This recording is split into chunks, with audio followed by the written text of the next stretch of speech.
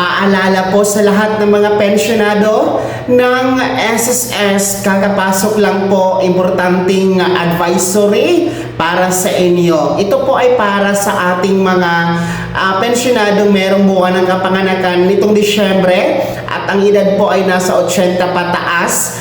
Ang SSS po ay nagpapaalala na huwag kaligtaan na i-comply ang inyong Annual Confirmation of Pensioners or SSS AKOP sa buwan na ito o bago magtapos itong Disyembre. Ngayon pa lang, mas mabuti ng agahan nyo na mga ka-vlogs dahil nga po ang daming holidays, no, ang meron ang Disyembre dahil nga po sa Kapaskuhan at bagong taon.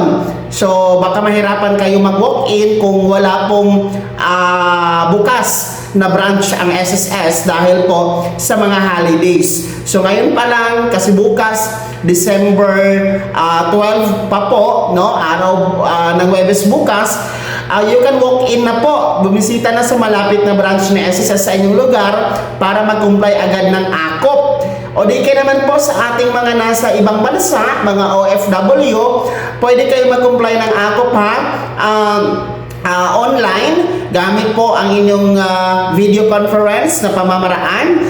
Pero kailangan nyo pa rin mag-set muna ng appointment kay SSS para po ma-set ang schedule kung kailan ang inyong video conference. So mahalaga po talaga na mag-comply ng AKOP sa buwan na ito ng Disyembre para po meron kayong pensyon na matatanggap ngayong January or February. Kasi nga, kung di kayo nagko-comply ng AKOP sa buwan na ito, baka putulin ni SSS ang inyong pensyon pagdating ng January and February. Iayaw natin ng mangyari mga ka-vlogs dahil nga po, kailangan na kailangan nyo po ang inyong pensyon. So, uulitin po natin, mga merong buwan ng kapanganakan na itong Disyembre, no? Ano man ang petsa from December 1 hanggang December 31 at ang edad ay 80 anyos pataas.